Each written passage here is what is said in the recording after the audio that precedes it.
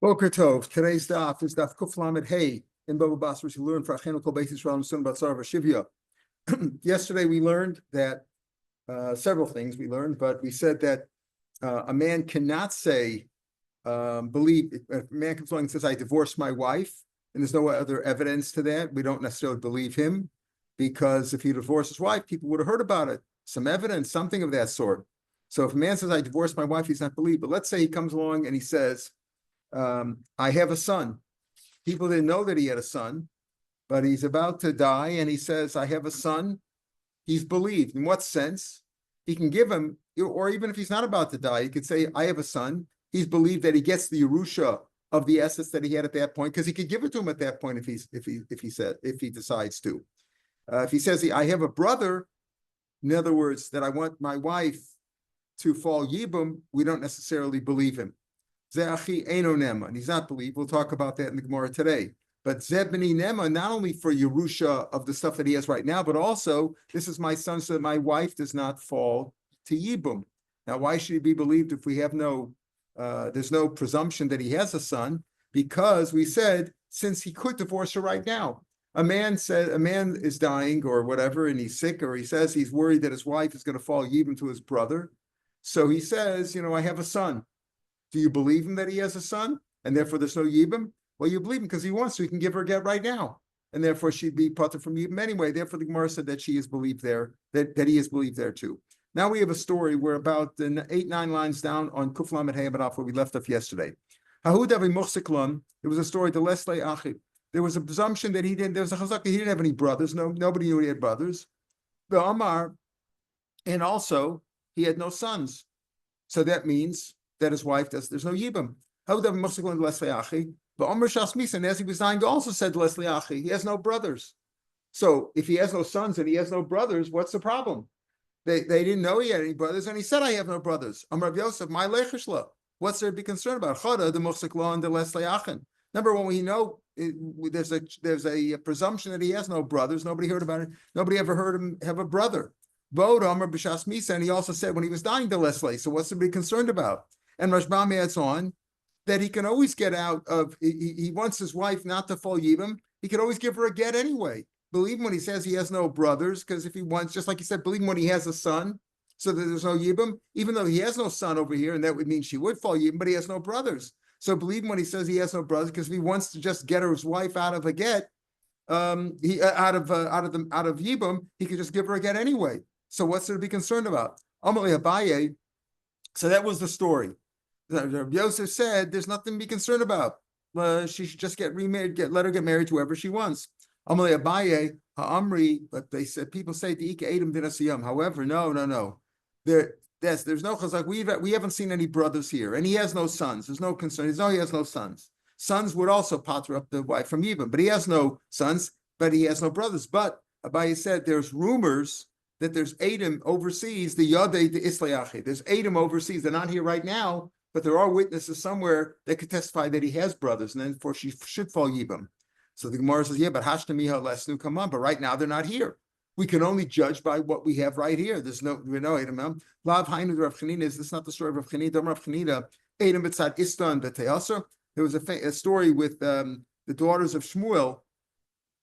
The daughters of, I think it was, with the daughters of Shmuel, that they were taken to captivity. And then they were brought up to Eretz Yisrael, and they said, yes, we were taken captivity, but nobody defiled us. We were not violated at all. And Rav Chanina allowed them to marry a Kohen, even though if they were defiled, they would have Allah of a zona. If they were violated, they would have a zona and could marry a Kohen. Rav Chanina said, yes, you can marry a Kohen. There's Adam over there where the Goyim were, that they were violated. Okay, well, the Adam aren't here right now. We can only go by what we do. So what do you see? You have to look at what you have right here. So we don't care if there's Adam over there who might testify against them. Right now, there's nothing in front of us. So here too, what do you mean there's Adam over there that he has brothers, and therefore she should fall Yibam? No, there's nobody here right now. Amalei Abaye,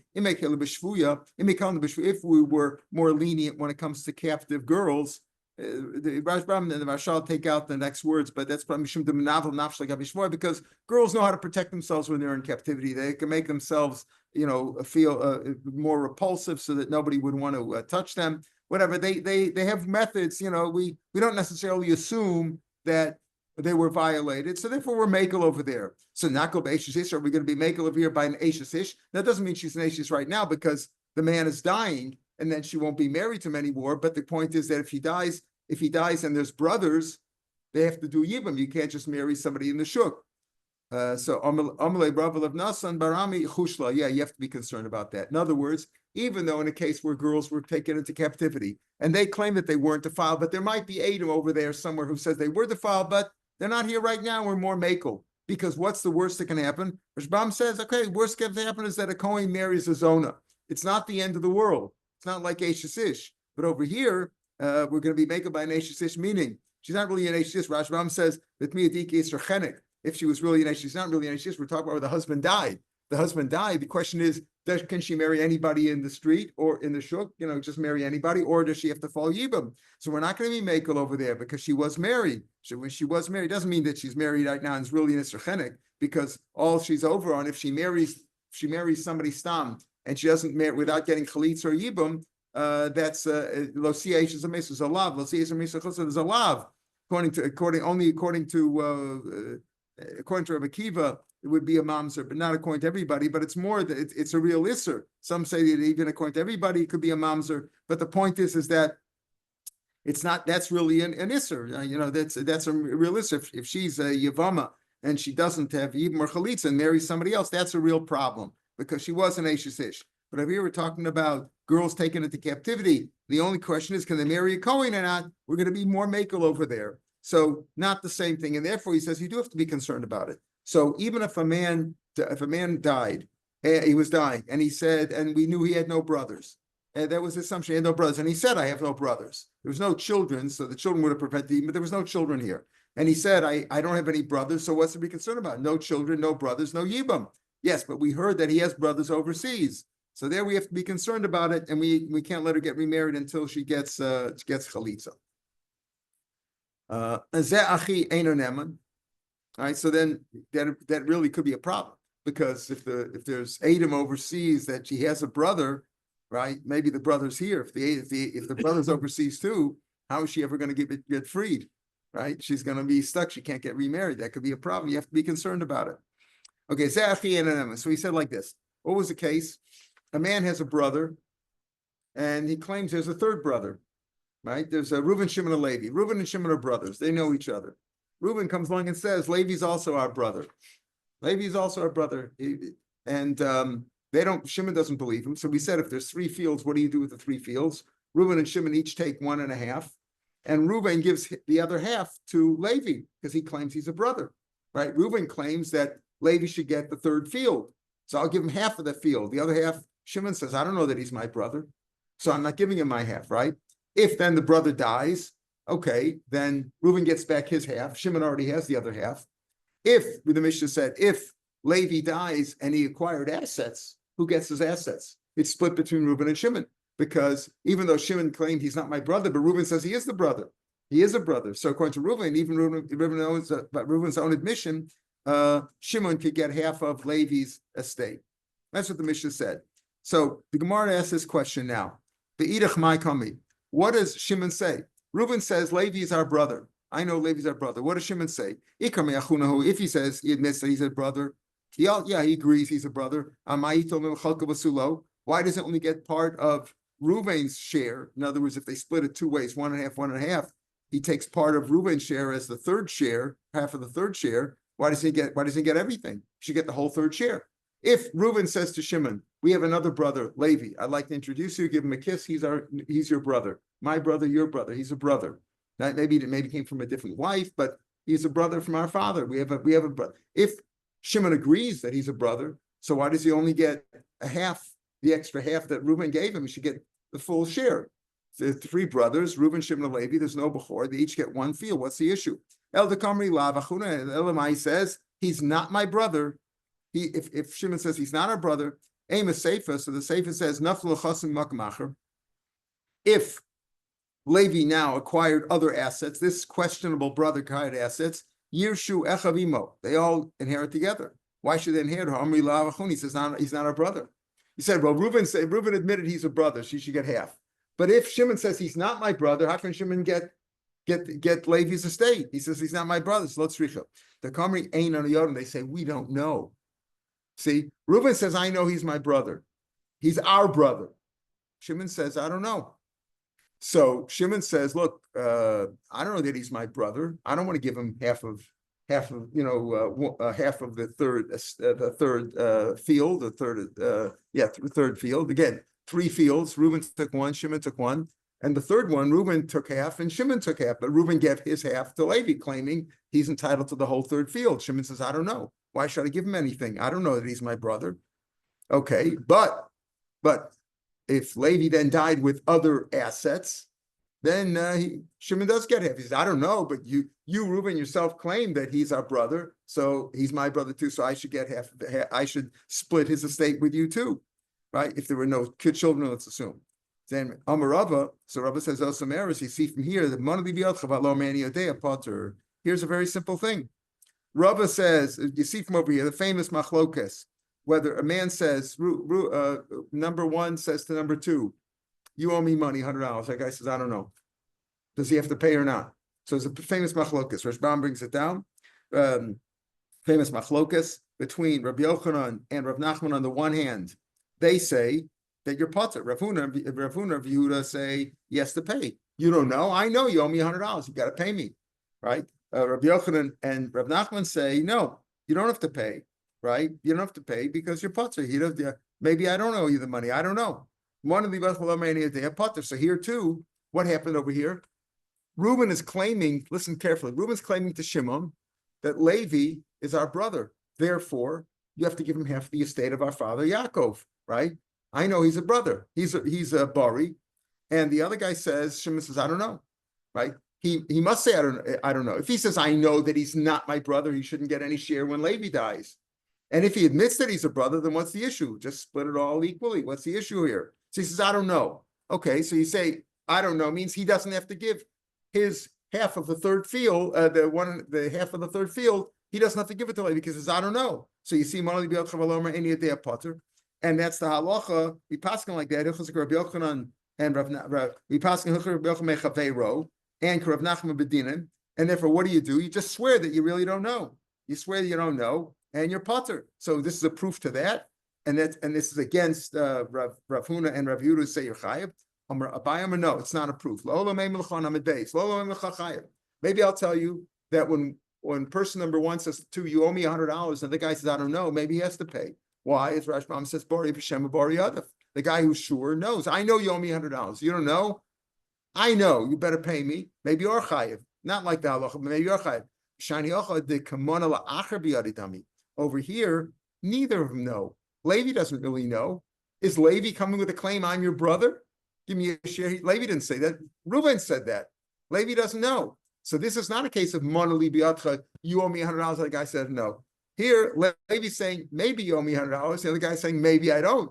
That's a case of maybe. Now, this could be Bari B'Shem Bari Yadav. But who's making the claim over here? Reuven, right?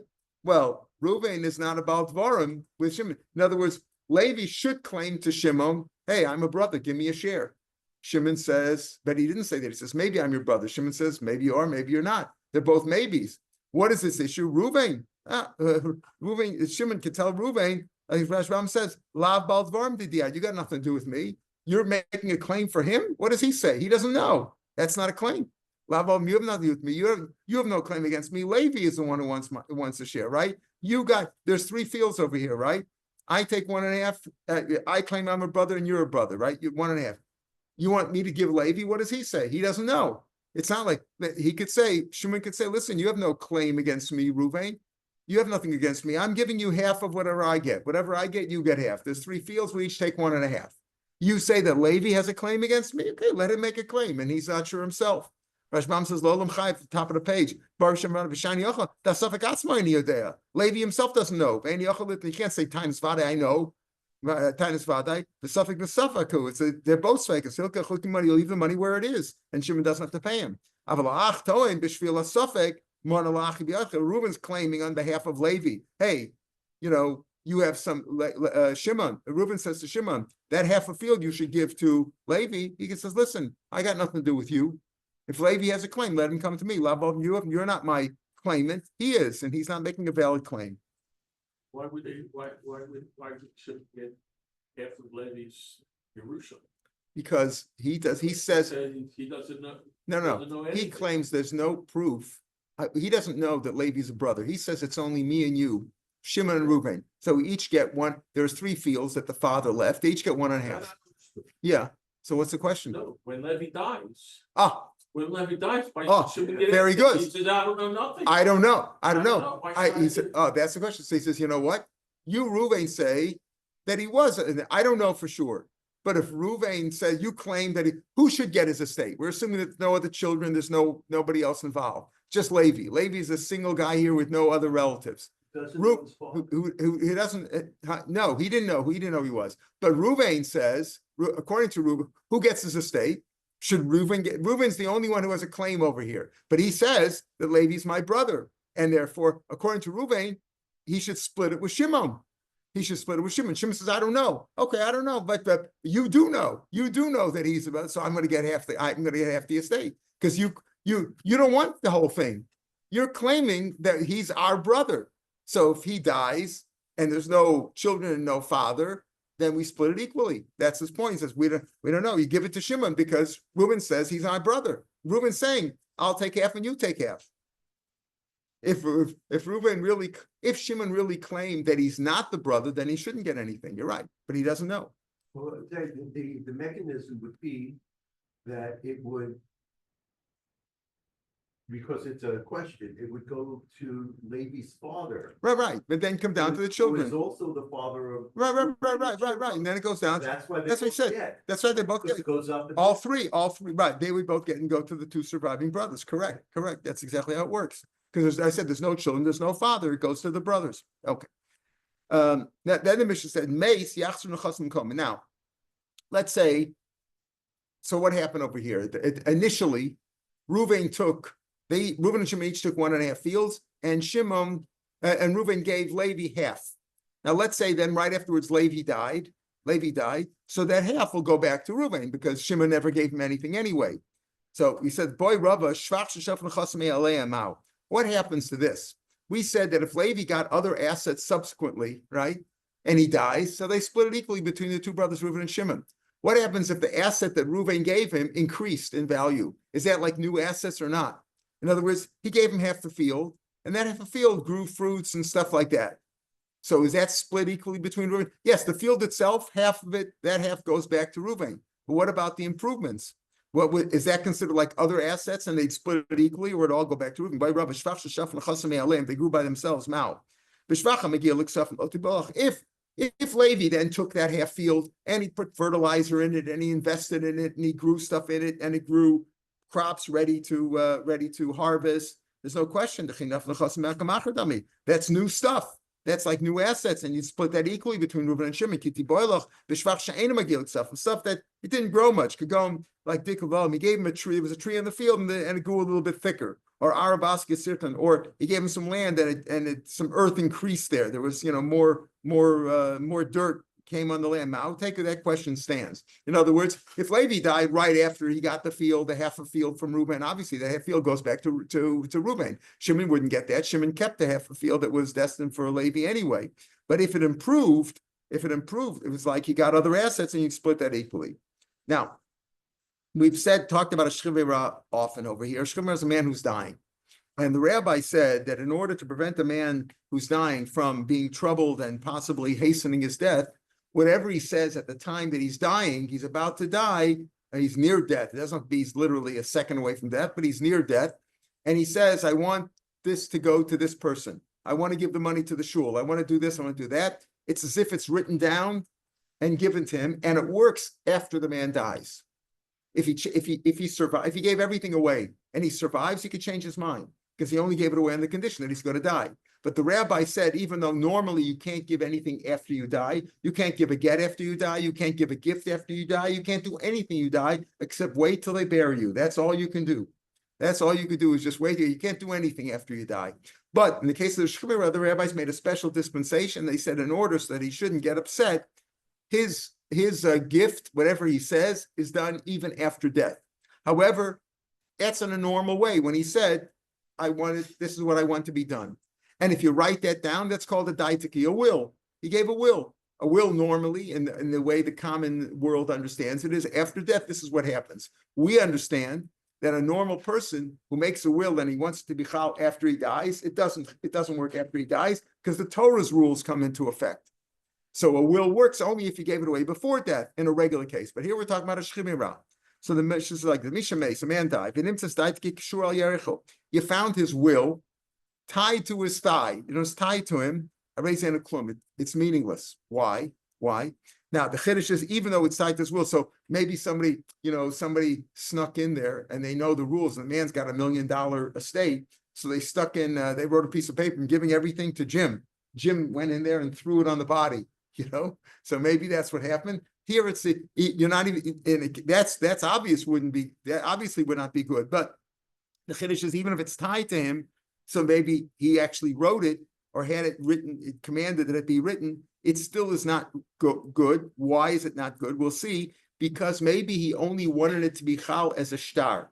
Now, as if he says something, I want this to happen, and we'll see if it wanted to happen, and we'll see later on the Gemara, even if he says, yeah, you could write it down too, you could put it down in writing, but I want it to happen, that happens even after death.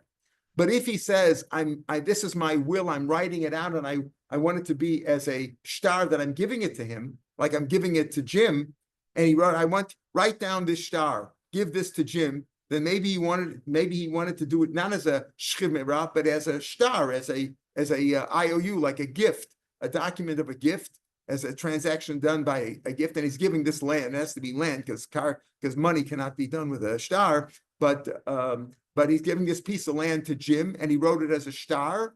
Maybe he only wanted it to be chal after death, and after death he can't do it. So over here we don't know what his intention was. Rosh Mam says starts of us chimera, right? The chiddush is, even though enaklum, even if the man took it after Belsa shtar, even if Jim got the shtar afterwards, matana lokani. Even though we know that savas chimera is kona la'achramisa, that's only so that he shouldn't be upset. Whatever you say works. But if he wants it to work via a shtar, I'm giving it to him as a gift. And here is the what do you call that? Not a bill of sale, a bill of a gift, I guess. A gift document, and that doesn't work after death. You can't give something away after death. If you want it to work as a shchimera, yes. But if he meant, maybe the shchimera only meant, I want it to work here, write this document and give him the document, and then he's going to acquire it after I die. That doesn't work.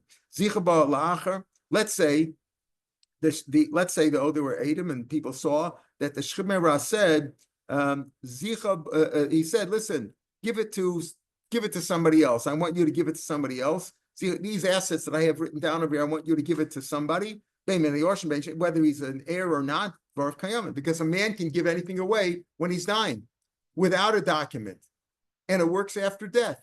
He says, listen, I want you, you've been my faithful attendant. I want to give you these assets, and these assets that are written here. That's a shchimera. That's a normal, and it works as a special dispensation to a dying man, that it works even after death.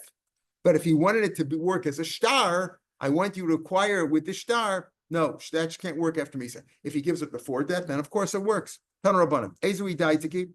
What is the case of a daitiki? Kol shekasaba. You've written a dot to hela making this. This should be established and should stay permanently. That's a case of a will. That's what a daiki works. So if he said it as a gift, I want this to be established, give it away, and they wrote it down as a will. If they wrote it down as a will,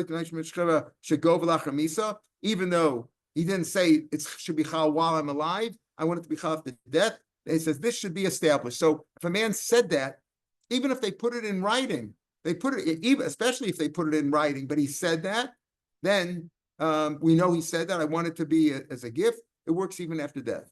What is a gift? What is a matana? Not a daitiki, meaning the will of a dying man, but rather what is a gift? If you wrote it, let's say you want it to be chal after death. You want to give something away, but you don't want it while you're alive. I have the car. As long as I'm alive, I like to use the car. Or the car is a bad example, but because it's a metalton. But even so, let's say this land, I'm going to use this land while I'm alive. After I'm dead, you can have it. You can't give it away after death. So how would it work? If you say, after I die, it should be chalim afreya from today, when I'm alive. Says Gemara, that's matana. What I just said? I'm giving you a gift from right now. That certainly should work. Of course that works. What do you mean says, what's an example of a gift of a healthy person, which is like the matan of a shchemira, the lokoni lachamisa? What's an example of that? Obviously, if you give something away today, it's given away, no problem. What's an example of a gift, though, that's how after death, which is works like a shchemira? Shchemira is the rabbis made a special takana for the shchemira that works after death. Even though he said it right now, he didn't say it giving it from right now, but he means he doesn't. You don't want to bother him, and he's dying. So he says, I want this to go to this and this person after I die. It works after death. What's an example of matana that works after death? When he said, I'm giving it to you today and yichal after I die, meaning you own the karka from today, but you only get the payros after I die. If you wrote it, may And Rashbam explains that it means I'm giving you the land from today, but you only will acquire it, you'll only be able to use it after I die, but it's chalim afreya from today. Yes, Rav Huda is sitting in the portico, the hallway of the yeshiva. V'yasv said, name Rabbi Yochanan, Mishmei Rabbi Yochanan, Shchemira Shamer, if a Shchemira said, Kisvu utnu, write this down and give him this document, Mana Laploni, it really doesn't mean it. It means like a karka, land worth $100. Mason, he died. Ain't kosminosin. You don't give it. Why? Because maybe he wanted to give it as a star, not as a shchemira. He's entitled to give it away. I'm giving it to this guy right now. Give him this land after I die. That's good. But if he said write it down as a star, maybe he only meant to give it as a star. Ain't star lachamisa. Star cannot work after death. Even that of a shchemira. You can't give a star shbicha like a get. It's not chalachamisa. Star you can't give something away after death. So Rabbi Lazar said to them, in other words, the gifts we have is that Rabbi Rafuna was sitting there and he's saying the name of Rabbi Yochanan. He said this rule that if a man said, write it down, maybe he only wanted to give it as a star, and ain't shtar chamisa. Amalu Rabbi Lazar, again, if he said, I'm giving it from right now, there's no issue. Give it right now. But he said, write this down that I want them to get this after I die as a will. We don't know if it's a shchemira because it could be that he only wanted to give it as a star. Ain't shtar chamisa. Amalu Rabbi Lazar. Rabbi Lazar is the haruba. Be careful with this. That's the halacha. Yes, be careful with that. If he write it down, maybe he only meant it to be chal after death. Rav Shizbi learned it a little bit differently. Not that they said it in the name of Yochanan, and then Rabbi Lazar said, yes, confirm that, keep it down. Rav Shizbi Rav Shizbi says, Rabbi Lazar, not that Rav Yochanan said this halacha and Rabbi Lazar confirmed it, but rather Rabbi Lazar said the halacha, Rabbi Yochanan said it's the arba. Rabbi Yochanan was the Rebbe of Rabbi Lazar. Rav Nachman says we're at the first of the Y lines of the Gemara. Rav Shizbi, it's likely that Rav Shizbi's version of the story is correct. Why? It makes more sense to say that Rabbi Lazar said the halacha and his Rebbe confirmed it. He says, yeah, that's the halacha. Yeah, Rabbi Lazar, if you say Rabbi Lazar said it, it's Rabbi Yochanan Lazar, so Rabbi Yochanan, who is his Rebbe, comes along to testify and say, yeah, Lasudei to Rabbi Lazar, to give testimony, yes, that the halacha is like what Rabbi Lazar said. Eliyam Rabbi Yochanan, if Rabbi Yochanan said it, it's Rabbi Lazar, Lasudei Eled Rabbi Yochanan. If Rabbi Yochanan said it, Rabbi Lazar doesn't have to confirm. Rabbi Lazar was his Talmud, doesn't have to confirm, yeah, the halacha is like Rabbi Yochanan. Rabbi his master, he wouldn't have to say that. It doesn't make sense. If Rabbi Yochanan said it, why would Rabbi Lazar have to confirm the rule of Rabbi Yochanan, his master? Obviously, if Rabbi Yochanan said it, he doesn't need the approbation of his student. Ba'od, and also we see another proof that Rabbi Lazar said it. Ba'od Tashma, to Rabbi Lazar Omra, we have proof that Rabbi Lazar said it. The Shalch Rabin, Mishmei, Rabbi Vu. Rabin sent this message in the name of Rabbi Vu. Havayodim, you should know, Shalch Rabbi Lazar Lagola. Rabbi Lazar sent this message from Eretz Yisrael to the exile, right, to the diaspora. Mishum Rabbeinu in the name of Rabbeinu. Rabbeinu's Rav, as Rashbam says. That's usually what the Gemara says. Mishum Rabbeinu, that's Rav. Stam in the name of Rav, who was also in Eretz Yisrael. This exact case. If a shchemira said, write this down and give it to him after I die, umeis, ain't kosminosin. You don't do it. Maybe he only wanted to give him as a shtar. Ain't shtar lachamisa. Rabbi Yochanan said, Tibodek. Check it out. Check it out. Now, he didn't say Rabbi Yochanan said, just confirmed it, but he confirmed it in a way. He says, be careful, check it out. Mighty Barak, what do we mean by that? So Kiyas Rav Dimi was another Talmud of Rabbi Yochanan, came from Eretz Yisrael. Amar, He said two halachas. Number one, he said, you should know, this is the difference. Rashbam points this out in the fourth of the wide lines in the Rashbam. He says, right? The gift of a person, this really goes to what we said before. What's a matnas bari, which is like that's like a matnas shchimera that's chal after death. If he says, I'm giving you to today, but it's only chal after I die, it should be chal mafreya. So here he says the matana is more stringent. It's a stronger kinyan like that, even than a shchimera. Why? Because the shchimera says, I want this to be chal after I die, and he writes a will. After I die, I want this to go to this and this person. And as this is his instructions. He's saying specifically, I want to give it to him. You write it down in the will, but he didn't. He wrote it in the will. It wasn't like a star of a gift. He wrote it as a will. I want this to go in this and this person. And then the shchimera changed his mind. I don't want it to give to this guy. I want it to give it to somebody else. He could change his mind. Daitiki, a later will annuls the earlier will. That's in common law too, right? They always say when they have a will, this will supersedes any other wills, right? Supersedes any other will. And you see that too. Daitiki, Mavatel is daitiki. The later. So if you give it as a gift, if a healthy person gives it a gift and says, listen, I'm giving it to Ruvain.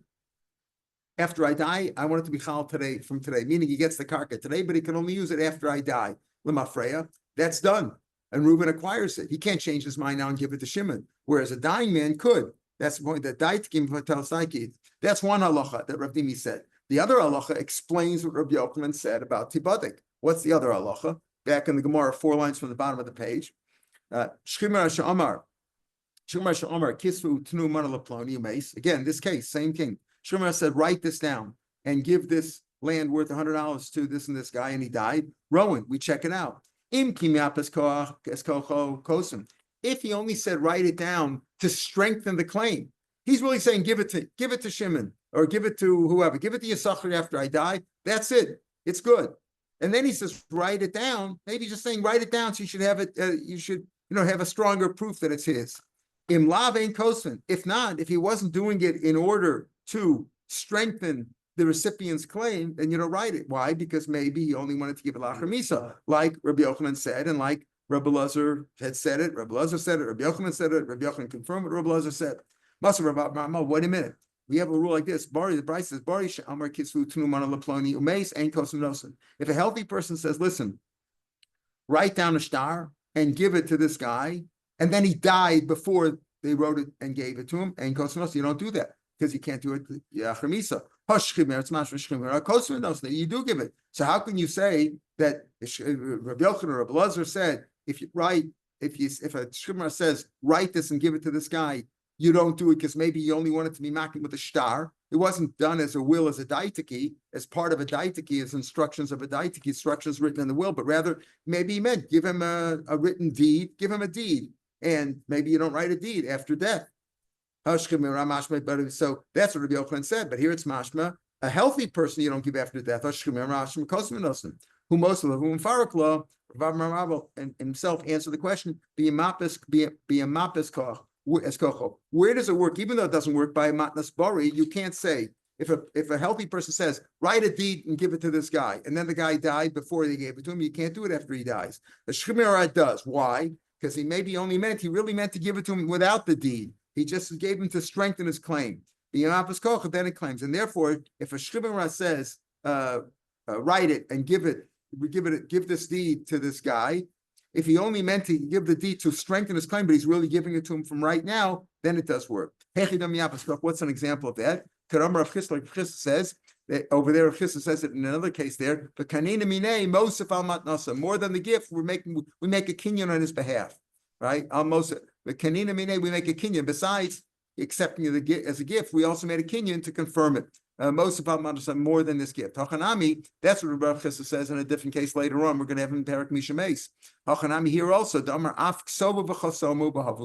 In other words, the man said, you check what he meant to say. Maybe he meant to say this, give this land to this guy after I die. Give it to him. Now that's good enough.